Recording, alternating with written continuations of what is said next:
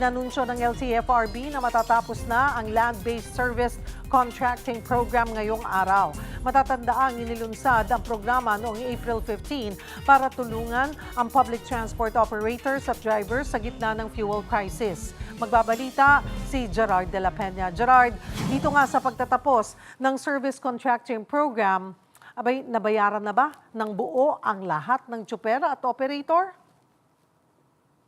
Magandang tanong yan, Cheryl, dahil kanina lang ay nag-ikot-ikot tayo doon sa iba't ibang mga ruta na kasali nga dito sa service contracting program ng pamahalaan. At meron tayong nakausap na isang cooperative na ang sinasabi nila ay simula noong nagsimula itong programang ito ay wala pa rin silang natatanggap na kahit isang piso o isang singkong duling mula sa pamahalaan. And that is despite the fact, Cheryl, na ang pangako ng pamahalaan ay every 3 or 3 to 5 days makakatanggap ng payout itong mga kooperatiba, mga drivers at mga operators na kasali dito sa programa. So itong kausap natin, kanina susubukan, sabi niya susubukan daw niyan tingnan ngayon sa Land Bank kung meron ang pumasok na pera para nga dito sa pagsali nila dito sa service contracting program. Kasi itong mga nakaraang mahigit 20 araw na pinapatupad itong service contracting, ang ginawa na lang daw nila para mapagkasya yung kung magkanong pera na meron sila. Dahil tatandaan din natin, Cheryl, itong programang ito ay discounted ang pasahe ng mga commuter. So, sabihin mas konti yung papasok sa kanilang pera at aasa na lang talaga sila doon sa payout na ibibigay ng LTFRB. So ang ginawa nila talagang ang dami nilang ginawa mga paraan para lang mapagkasya yung kanilang budget at kumbaga sana ma-sustain yung kanilang operation. Cheryl, naibigay na natin, naipagbigay alam na natin sa Department of Transportation at sa LTFRB itong impormasyon na to at ito raw ay kanilang titingnan. Kung matatandaan din natin, Cheryl, hindi ito isolated case dahil nabanggit na rin ng Piston sa isang interview sa kanila na marami nga mga kooperatiba na ganito rin ang sitwasyon, Cheryl. So, Gerard, klaruhin lamang natin, hindi naman lahat. Pero ilang porsyento ang may ganitong problema na wala pang natatanggap kahit sabi mo nga isang sentimo mula dito sa dapat na bayad sa kanila for the service contracting. Cheryl, hindi naman lahat, although wala tayong percentage kung ilan yung nabayaran at ilan yung hindi nabayaran. Kasi nung nagsisimula pa lang itong programang ito, meron din naman tayo nakakausap na mga bus operators naman. At sinabi nila ay nakatanggap sila, although iba yung sistema kasi doon sa mga bus, in a way na yung mga driver, hindi sila direktang nakakatanggap nito dahil swelduhan sila. So, sinabi ng LTFRB, sinabi ng DOTR, naintindihan nila yung ganitong setup. At least itong perang ibinibigay ng pamahalaan dito sa mga operator na ito, ay nakakatulong para masustain yung kanilang operation.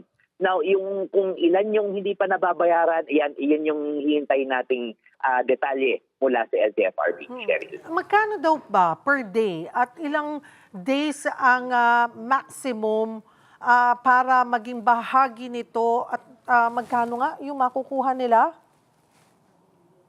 Cheryl, hindi ko na maalala kung magkano yung per kilometer nila. Basta meron sila matatanggap na per kilometer, 150, I think merong 10 kilometers na limit every day na pwedeng ibiyahe yung mga yung mga kapatid nating tsuper. Iba naman yung sistema sa mga bus dahil mas mababa yung mas mahaba yung kanilang mga ruta. But basically, Cheryl, merong limits every day at ito ay tuwing rush hour lamang ipinapatupad itong pagbibigay ng payout para doon sa per kilometer na biyahe.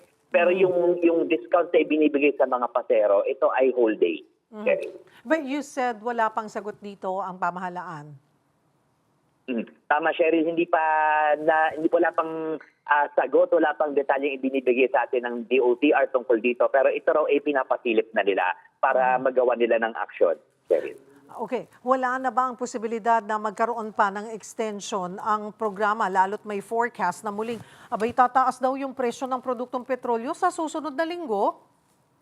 Oo, Cheryl, yan nga yung wish na nakakarami na sana raw ay ma-extend ito. Pero kung maaalala natin, Cheryl, 800 million pesos lamang yung budget dito at ito ay nasagad na sa loob ng mahigit 20 days. Kung tutusin, mahaba na nga yung 20 days kasi ang initial na forecast dito ng LTFRB parang 10 working days nga lamang itong programang ito. Sa ngayon walang nakikitang extension dahil kakailanganin pa ng budget. Pero Cheryl, tatandaan din natin sinabi ng Department of Energy nitong Lunes na dinagdagan nila yung mga gasoline stations na nagbibigay ng 10 pisong discount sa kada litro ng diesel. So ito yung paraan din para kahit paano makatulong doon sa mga driver yung itong perang ibibigay ng pamahalaan, itong discount na ibibigay para makasurvive sila doon sa napakataas na presyo ng diesel sa ngayon, Cheryl. Gerard, nasilip mo na ba ang iyong bolang kristal? Dahil nga, sabi mo rin, may pagtaas sa fuel prices next week. May tansya na ba? Estimate? Oo, Cheryl, alam mo, nagulat nga ako na increase, merong oil price hike next week. Yan ang sinasabi ng ating bolang kristal. So far, ang sinasabi ng Department of Energy ay 1 peso and 50 centavos. So far, yung magiging increase sa kada litro ng diesel, ng gasolina at saka ng kerosene. Pero itong forecast na to, pwede pa itong magbago dahil hindi pa factored in dito yung trading day ngayong araw. So itong estimate na to ay based doon sa trading days mula Lunes hanggang kahapon, Thursday. At yung sa ngayon ay i-compute yan. Siguro kung lalabas yung computation nila, kundi bukas ay sa Lunes. Medyo nagulat nga ako dito, Cheryl, dahil yung ilan doon sa mga tinitingnan natin ng mga basihan ng presyohan ng langis sa world market medyo bumaba na, like itong WTI, yung West Texas Intermediate ay nasa below $100 per barrel sa ngayon. That's from around 101 or 103 dollars per barrel itong mga nakarang araw. So titingnan natin, sana magtuloy-tuloy itong downtrend neto para mas mababa sa 150 yung makuha natin na oil price hike sa darating na Martes. May nabanggit man lang ba nasabi na, kasi sabi mo nga, ikaw talagang nakatutok ka sa fuel prices, pero bakit tumaas? Bakit tataas? Ano ang dahilan? Oo, Cheryl, kasi yung siguro isang benchmark lang yung tinitingnan natin, isang basis lamang. Pero overall kasi ang sentimento sa world market ay sa pataas talaga yung presyo dahil pa rin dito sa development sa pagitan ng US at ng Iran, if it's development or non-development. Dahil as we know, Cheryl, wala pa rin silang napapag-usapan, wala pa rin peace negotiation sa pagitan ng dalawang bansa, medyo hostile pa rin sila sa isa't isa. At kapag ganito yung balitang natatanggap ng market, ang tendency pa rin talaga ay pataas dahil ibig sabihin nito ay ipit pa rin yung supply, lalong-lalo na dyan sa banda, yung mga barko natin na dumadaan sa Strait of Hormuz, Cheryl. Gerard, may mga ulat din na mala Christmas season umano, yung haba naman ng pila ng mga truck sa Port of Manila. Ano ang pangunahing dahilan nito? At ano ang agarang aksyon ng otoridad para maibsan nga itong congestion sa pier at matulungan ang mga apektadong truck driver at operator? Tama, Cheryl. Napadaan nga kami dyan sa bandang port area. Kitang-kita natin ang haba ng pila ng mga cargo truck dyan sa R10 at matatanaw din mula dyan sa kalyeng iyan na patong-patong yung mga container vans dyan sa mga natin dyan sa bandang port area. So, ibig sabihin niya may port congestion, sinasabi ng mga trucking companies natin.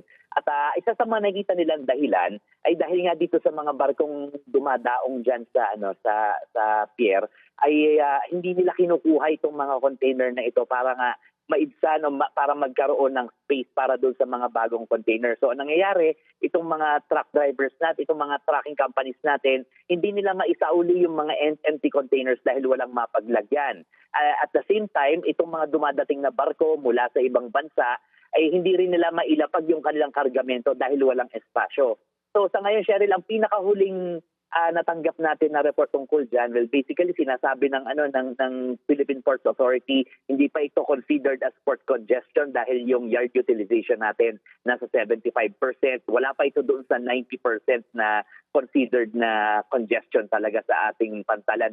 Pero ang sabi naman ng Bureau of Customs ay nagmi-meeting na ngayon ang PPA, ang BOC, yung mga trucking companies at iba't ibang mga business groups, lalo na yung mga importers, para nga makahanap ng solusyon tungkol dito. Sherry. Maraming salamat, Gerard de la Peña.